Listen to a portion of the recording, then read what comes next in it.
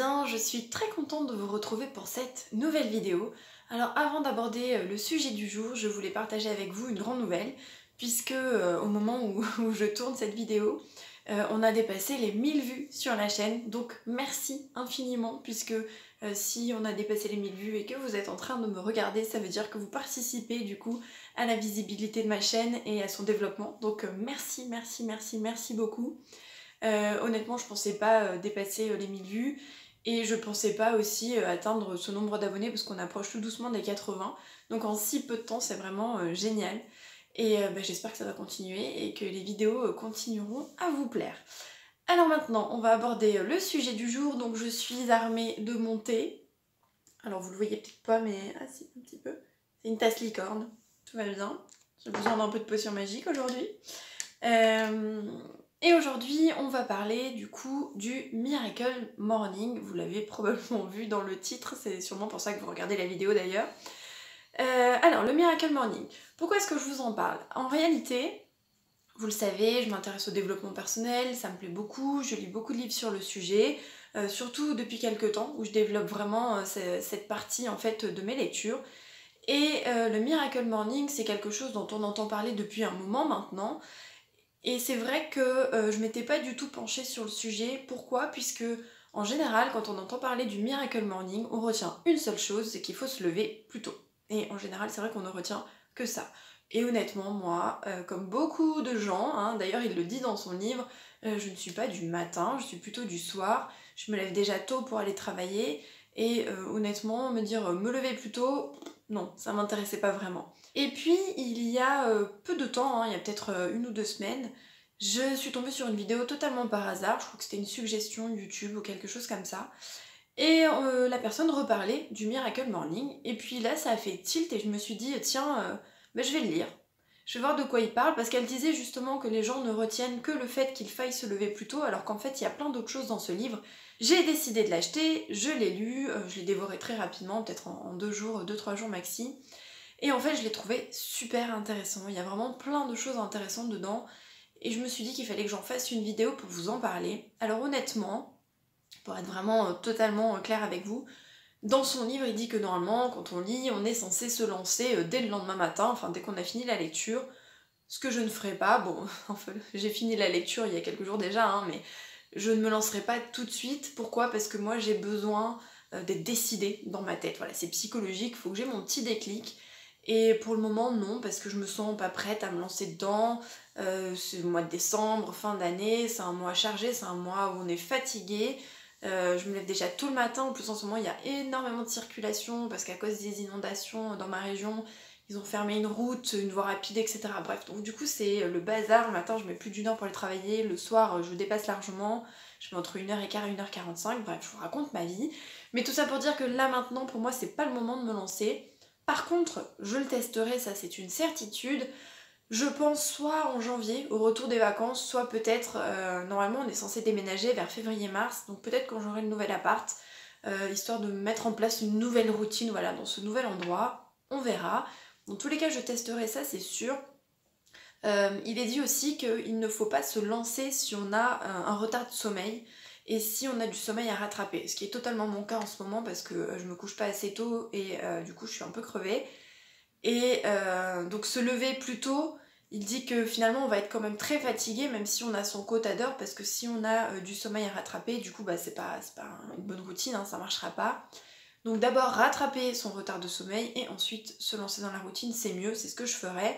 Je serai en vacances à la fin du mois de décembre, donc je pense que j'en profiterai pour bien me reposer. Et on verra du coup à la rentrée, donc pour l'année 2020. Alors maintenant on va parler du livre en question que je vais vous montrer, donc Miracle Morning. Donc qui a été écrit par Hal Elrod. Et alors moi j'ai le format poche, hein, il y a un grand format. Évidemment c'est une traduction, hein, puisque ce n'est pas un auteur français.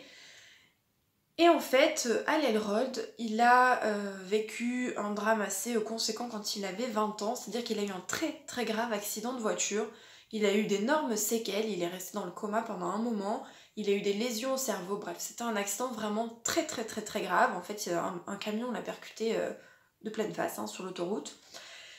Et déjà, donc il nous parle en fait de sa vie, de comment il a remonté un petit peu la pente. Alors je vous rassure, c'est pas très très long ce passage, hein, c'est pas du tout une grosse partie du livre, mais quand même, il explique tout ça puisque c'est ce qui l'a amené à créer The Miracle Morning. Et du coup, il y a eu cette période où il a dû remonter la pente, se remettre sur les rails, se rétablir aussi, se soigner. Il parle ensuite de son travail, donc il avait de bons chiffres, c'était un bon commercial. Et il est devenu par hasard coach en développement personnel, c'est-à-dire qu'un client lui a demandé de le coacher pour l'aider à mieux réussir dans sa vie, il a accepté. Il est devenu conférencier par la suite, mais c'était un peu par hasard, il voulait pas du tout en faire son métier principal. Et en 2007, il y a eu une grosse crise économique aux États-Unis et il a perdu beaucoup, il avait énormément de dettes, je crois que c'est de l'ordre de 450 000 dollars, je crois que c'est en dollars. Donc il avait de grosses dettes, donc il est tombé en dépression, il a eu vraiment un passage à vide. Et il a commencé à réfléchir, alors avec l'aide de ses amis hein, qui ont essayé de le booster un petit peu, à une nouvelle routine, au développement personnel, à se remettre sur les rails.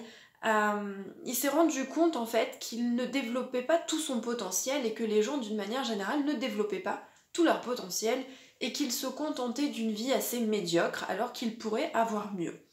Et donc il a commencé à réfléchir à une nouvelle routine, au développement personnel, et il a développé la routine de Miracle Morning. Ça lui a pris du temps, hein, c'est pas venu comme ça en quelques jours. Ça lui a pris plusieurs années pour développer vraiment la routine telle qu'on la connaît, nous, aujourd'hui.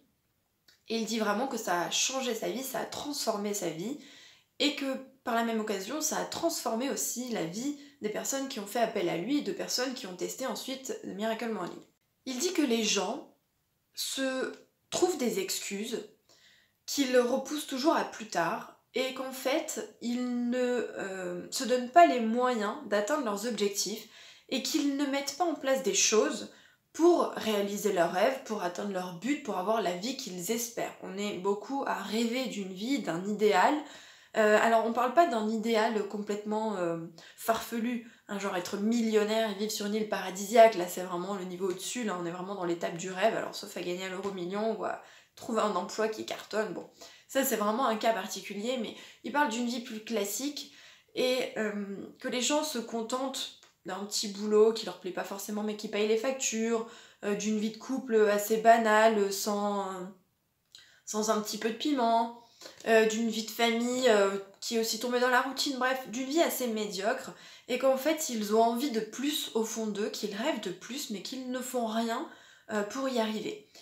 Et lui, dans sa méthode, ce qu'il veut du coup, c'est aider les gens à mettre en place des choses pour atteindre ces objectifs et pour développer leur potentiel, pour atteindre les buts dont ils rêvent en fait au fond d'eux. Pour lui, il faut d'abord déterminer les causes de sa médiocrité. C'est-à-dire que déjà il parle du syndrome du rétroviseur. Il dit que ce que nous étions ne détermine pas forcément ce que nous sommes ou ce que nous serons. Il dit que les gens en général, quand ils voient leur passé, ils se disent qu'ils resteront tels quels et qu'ils resteront comme ça. Par exemple, si ça fait 10 ans qu'on est dans la même boîte, on peut se dire que pendant les 10 prochaines années, on sera encore dans la même boîte, ce qui n'est pas forcément le cas. Donc il dit que déjà, il faut se débarrasser de ce syndrome du rétroviseur. Qu'ensuite, il faut arrêter de se trouver des excuses et qu'il faut se fixer des objectifs. Donc il faut être clair dans ses objectifs et vraiment se donner des limites dans ce que l'on souhaite, dans ce que l'on veut pour son avenir. Alors là aussi, hein, c'est comme tout à l'heure, c'est pas des choses farfelues, c'est voilà, comment on imagine sa vie de famille, comment on imagine son boulot, comment on imagine sa vie de couple, etc. Et vraiment avoir des objectifs clairs et précis pour pouvoir ensuite mettre des choses en place. Parce que pour pouvoir mettre des choses en place, il faut bien se fixer des objectifs. Il dit aussi qu'il n'y a pas d'incident isolé et que chaque décision que l'on prend impacte le présent et le futur.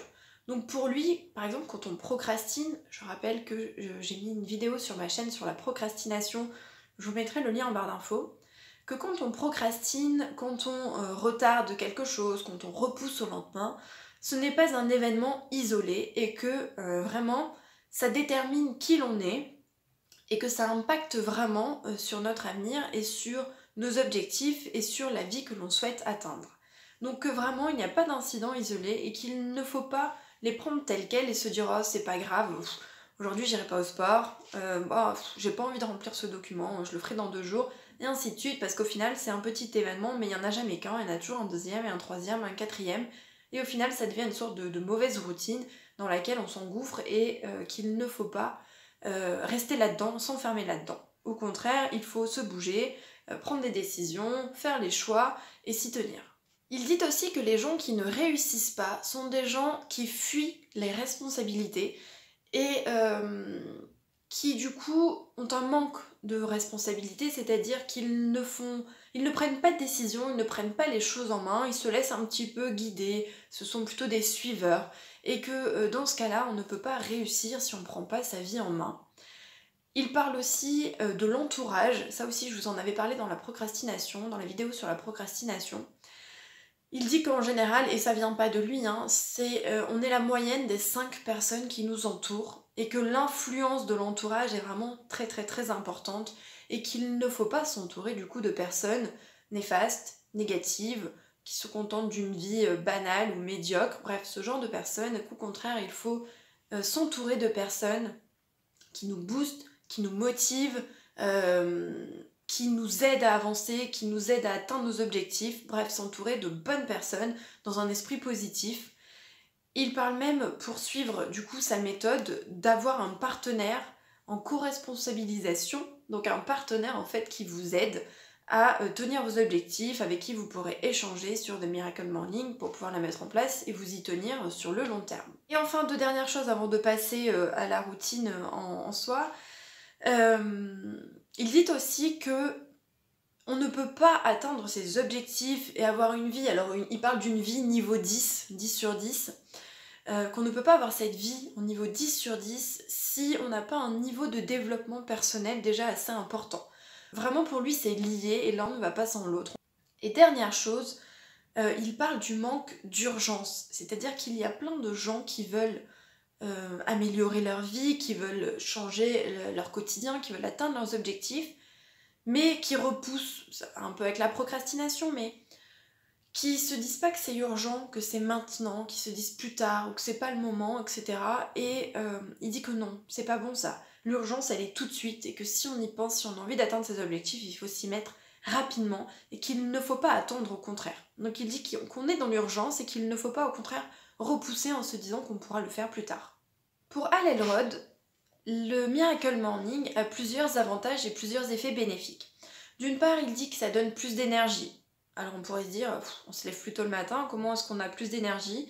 Eh bien sachez que je me suis beaucoup renseignée sur le sujet, j'ai regardé énormément de vidéos, j'ai regardé des routines de Miracle Morning de différentes personnes, puisque on peut l'arranger un petit peu comme on veut, on peut l'adapter à sa vie, donc j'ai un petit peu regardé les routines de plusieurs personnes, et vraiment tous étaient unanimes sur ça, ils avaient plus d'énergie vraiment, et ils n'étaient pas du tout plus fatigués qu'auparavant. Il dit que ça apporte plus de vitalité, qu'on est plus efficace au quotidien et dans sa vie, qu'on atteint ses objectifs vraiment, c'est-à-dire qu'on arrive à atteindre ses objectifs et à améliorer sa vie, et que ça fait aussi baisser le stress, l'angoisse, donc ça a vraiment des effets positifs sur sa vie, sur soi, sur son quotidien.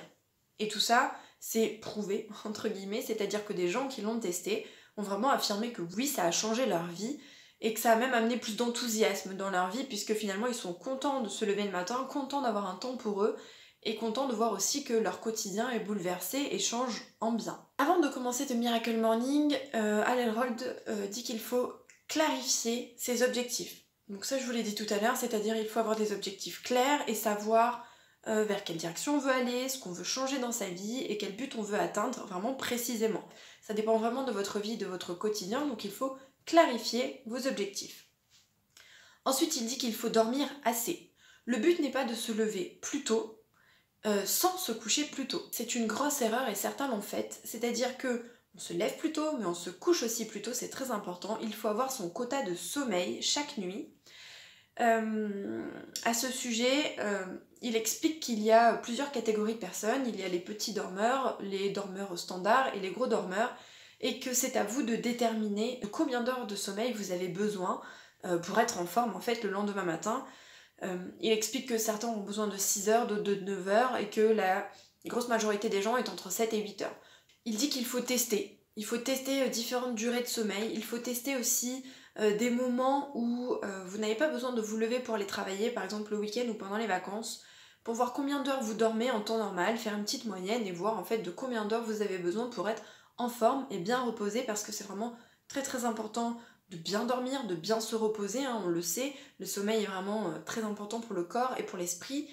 Donc du coup, il n'est pas question de dormir moins, mais de dormir toujours autant, mais de manière différente, c'est-à-dire qu'on se lève plus tôt, mais du coup, on se couche plus tôt. Pour lui, il faut aussi se lever dès que le réveil sonne. Alors, il préconise de mettre le réveil loin, dans sa chambre, et pas à côté de son lit, pour pas utiliser la fonction répétition. Mais vraiment, il pense que pour donner un bon boost à sa journée et pour se lever du bon pied en quelque sorte, il faut se lever tout de suite et ne surtout pas attendre, se rendormir, remettre le réveil et ainsi de suite. Non, il faut se lever tout de suite et il faut boire un grand verre d'eau, parce que vraiment il faut s'hydrater le matin une fois qu'on se lève, donc boire un grand verre d'eau. Et par exemple tout de suite aller se brosser les dents ou s'asperger le visage, bref, faire quelque chose pour ne pas se recoucher, se rendormir, mais au contraire se réveiller un petit peu. Et il dit aussi qu'il faut se coucher avec des intentions positives, c'est-à-dire se coucher en se disant demain matin je vais me lever en pleine forme, demain matin je vais réussir ma journée, je vais réussir à me lever du premier coup, bref, pas se dire oh là là, vous avez vu l'heure, demain je vais être fatiguée quand je vais me lever, non, pas se coucher avec des idées négatives, mais au contraire se coucher avec des idées positives. Et d'ailleurs, il dit aussi dans son livre qu'il est important de savoir pourquoi on se lève le matin, et qu'il n'est pas suffisant de se dire qu'on se lève parce qu'il faut se lever, parce qu'on a notre patron qui va nous engueuler si on n'est pas à l'heure, qu'il faut bien ramener de l'argent à la maison. Non, il faut vraiment se demander pourquoi, quels sont nos objectifs, qu'est-ce qu'on a envie de réussir aujourd'hui, qu'est-ce qu'on a envie de réussir dans la semaine, comment on a envie d'améliorer sa vie. Il veut vraiment qu'on trouve des objectifs au-delà de ce quotidien routinier, pour se motiver, pour se dire voilà, aujourd'hui je me lève parce que j'ai envie de faire ça et ça, parce que ça va m'aider à atteindre tel objectif. Bref, il veut vraiment qu'on ait une idée précise de pourquoi on se lève, pour avoir une motivation en fait, hein, et pour pas se lever juste parce qu'on y est obligé, comme on fait souvent, alors qu'en fait on aimerait bien rester sous sa couette, surtout l'hiver, bien au chaud et dormir encore un petit peu. Alors maintenant on va parler donc du coup de la méthode. Alors, cette méthode, il dit qu'il faut la tester pendant 30 jours pour que ça devienne vraiment une sorte de routine. Il dit que pendant les 10 premiers jours, c'est atroce, c'est insupportable. Alors, les 2-3 premiers jours, on est motivé, on se lève, tout va bien, et puis ensuite on a un coup de fatigue, et c'est très difficile. Mais il dit qu'il faut surtout pas s'arrêter dans ces 10 premiers jours, et qu'au contraire, il faut continuer, et il faut aller au-delà. Ensuite, pendant les 10 jours suivants, donc jusqu'au 20e jour, ça devient supportable. C'est juste un petit peu inconfortable, mais qu'on commence tout doucement à s'y habituer. Et que par contre, donc des 20, 21 à 30e jour, là, on est vraiment dans un état d'esprit positif, que ça nous fait du bien, que c'est devenu une bonne routine, et voire même quelque chose dont on a besoin. Et que du coup, il faut vraiment aller jusqu'à ces 30 jours pour voir un effet, et surtout pas se dire au bout de 5 jours, c'est bon, je suis crevée, j'arrête. Ici, je vais essayer de vous faire un bref résumé de la méthode. Là, je vous ai parlé un petit peu de ce qu'il explique au début du livre. Sachez qu'il y a un guide pratique que j'ai découvert en fait en regardant une vidéo donc sur YouTube. Je ne savais pas qu'il y avait un guide pratique, je savais même pas si en fait ça collait bien à la méthode ou non. Je l'avais vu passer hein, sur Amazon, mais je savais pas trop si c'était intéressant, si ça valait le coup. Et en fait, il y a une youtubeuse qui disait que vraiment, pour mettre en place certaines choses du Miracle Morning, ça pouvait vraiment être un plus et aider. Et que ça pouvait être intéressant de l'avoir avec soi. Du coup, je l'ai commandé il y a quelques jours, hein, je l'ai reçu avant-hier, je crois. J'ai commencé à le lire, mais j'ai pas du tout terminé, donc je verrai si à la longue c'est intéressant. Mais en gros, c'est donner des pistes pour appliquer la méthode de Hal Elrod. Alors, combien de temps dure ce rituel? Hal Elrod préconise qu'il dure 1 heure, c'est-à-dire 60 minutes. Maintenant, il dit bien dans son livre qu'il faut l'adapter à sa vie, qu'il faut l'adapter à son quotidien, et qu'on peut parfaitement en faire 30 minutes. Et il donne même dans son livre un Miracle Morning de 6 minutes pour les jours où on est vraiment très pressé. Donc il dit vraiment qu'on peut s'adapter, l'important c'est de faire toutes les étapes, mais que forcément on n'a pas tous le même quotidien, les mêmes habitudes, et que pour certaines personnes ça va être très compliqué de faire 1 heure tous les jours. Et il dit aussi qu'il est très important de le faire quand même le week-end. Qu'au départ, certains ne le font pas le week-end et ne le font que la semaine, et qu'au final ils se rendent compte que c'est vraiment important de le faire aussi le week-end et d'avoir cette routine sur toute la semaine, quitte à le faire un peu plus tard le week-end ou de le faire un petit peu plus long. Bref, c'est à vous de l'adapter, mais en gros, normalement, c'est 1 heure à adapter selon votre quotidien. Sachez qu'il y a 6 étapes dans cette méthode et que ces 6 étapes peuvent avoir des durées différentes. Alors soit on fait 10 minutes de chaque, ce qui fait bien 1 heure, soit on a 4 étapes de 5 minutes et 2 de 20 minutes. À vous de voir, pareil, s'il y a des étapes qui vous plaisent plus que d'autres, que vous avez besoin d'y passer 10 minutes, 20 minutes sur une autre et que 5 sur une autre, adaptez-la.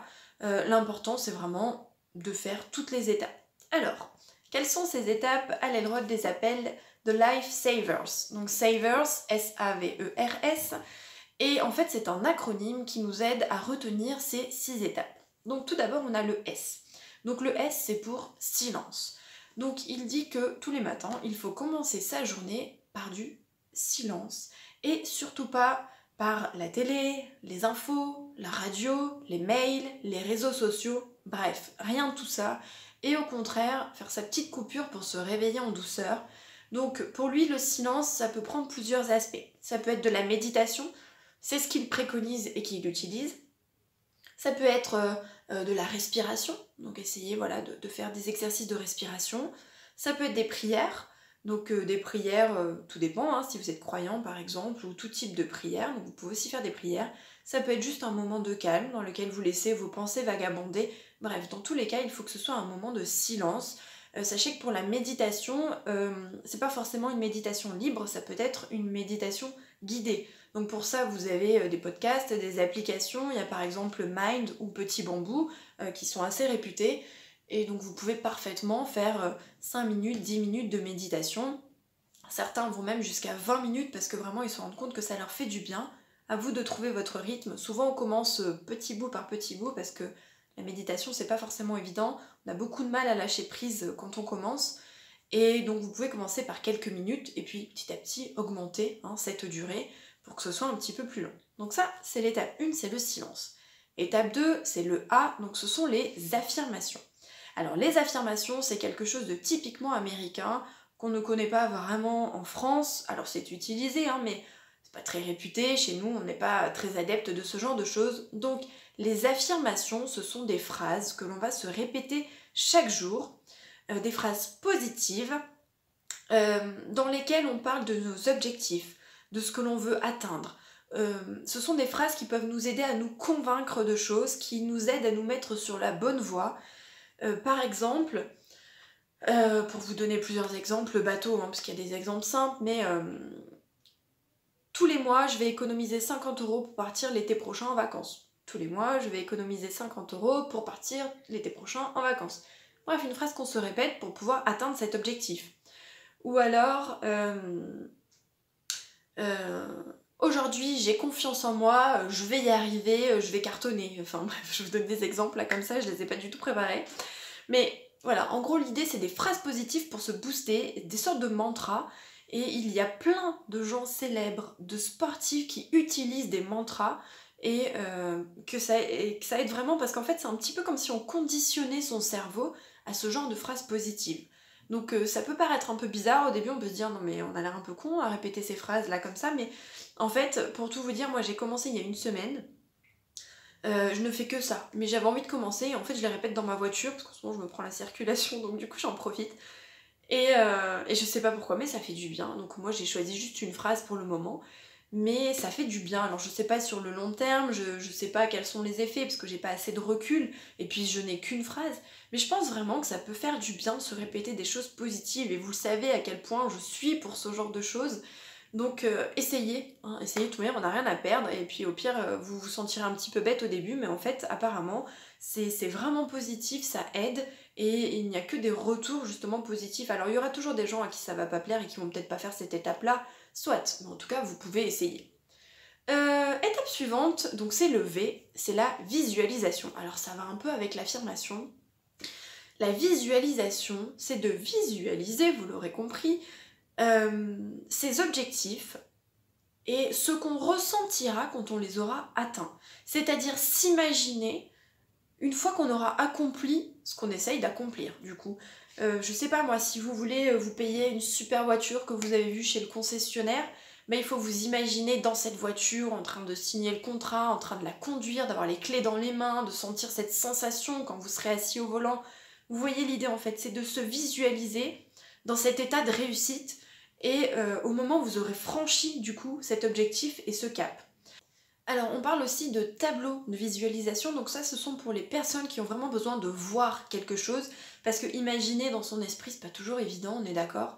Et du coup vous pouvez parfaitement préparer un tableau avec des phrases, des collages, des images, des mots, et que vous regarderez pendant ce temps de visualisation, où vous essayerez peut-être de vous arrêter sur chaque image, de ressentir ces sensations, cette joie, ce bonheur, la réussite, etc.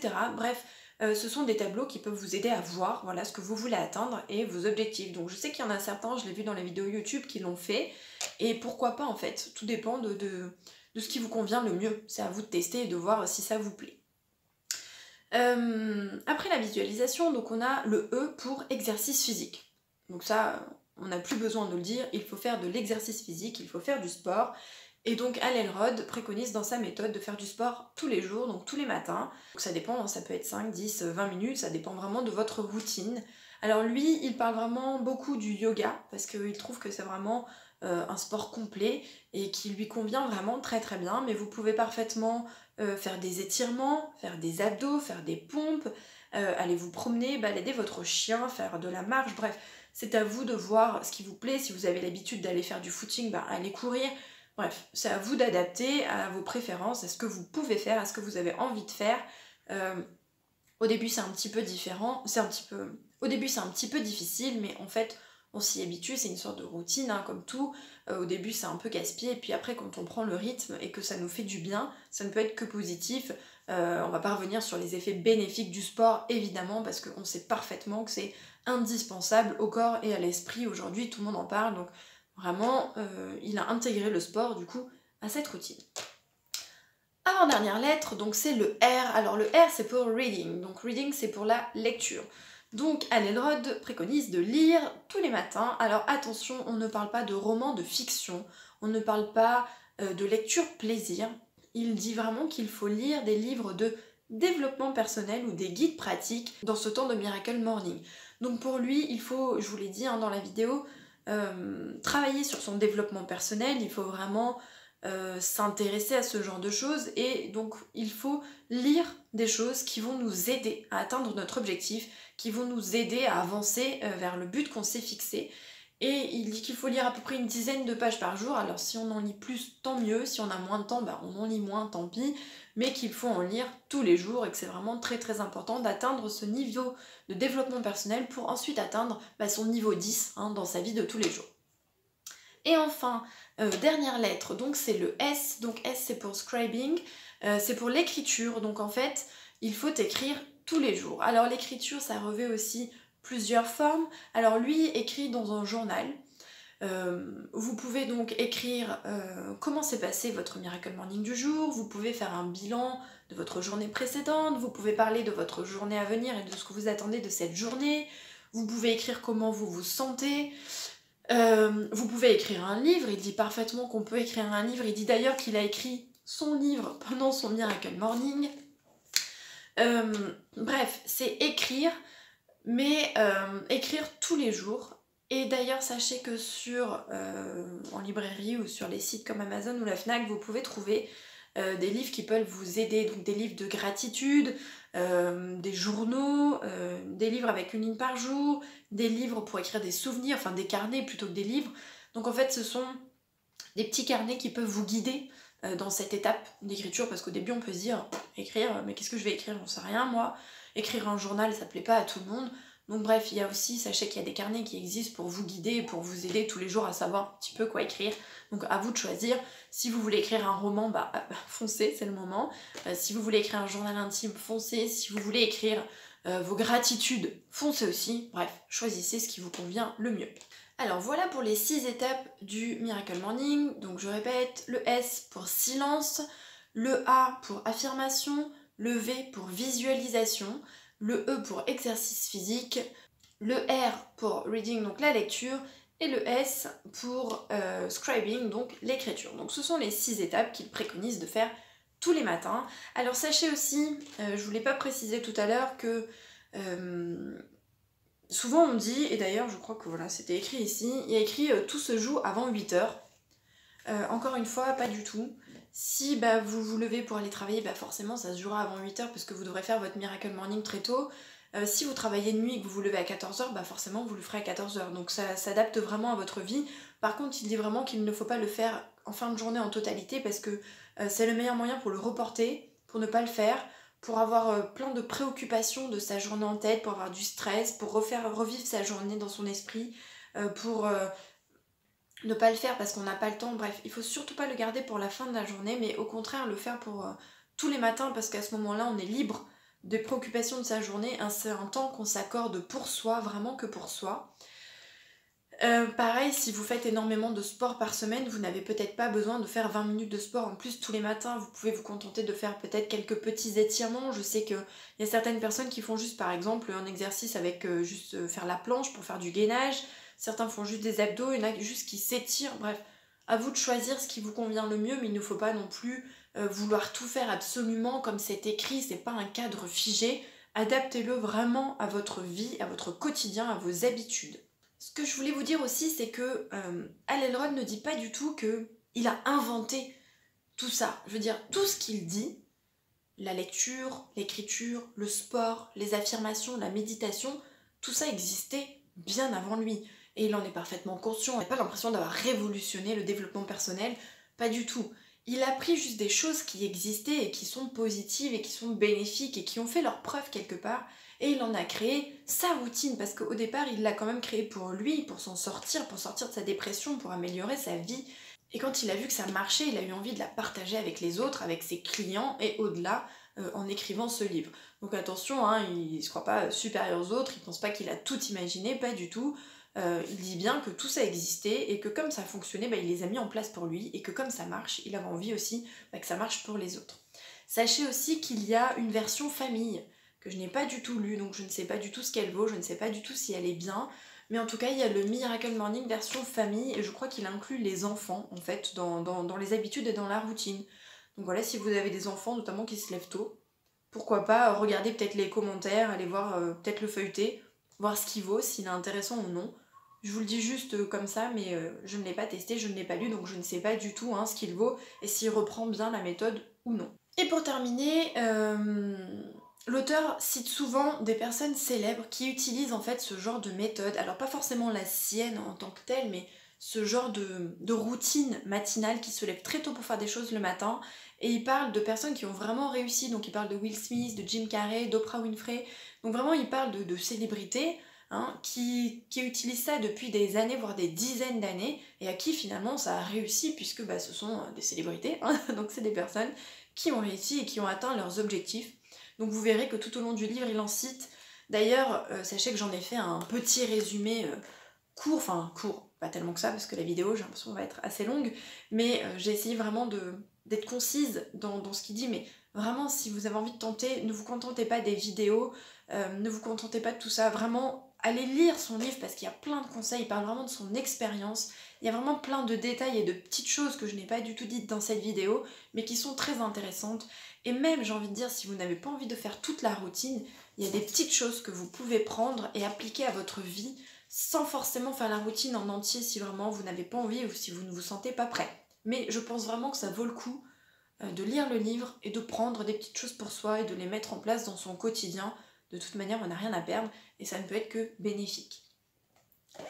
Voilà ce que je voulais vous dire sur The Miracle Morning. Alors je vous mettrai en barre d'infos quelques liens intéressants de vidéos que j'ai regardées concernant cette routine, de personnes qui l'ont testée notamment. J'espère en tout cas que cette vidéo vous a plu, qu'elle vous aura peut-être donné envie de lire le livre, de tester la méthode, de mettre des choses en place pour vous, ou juste de vous poser des questions sur votre quotidien pour peut-être remettre à jour vos objectifs et voir dans quelle direction vous souhaitez aller.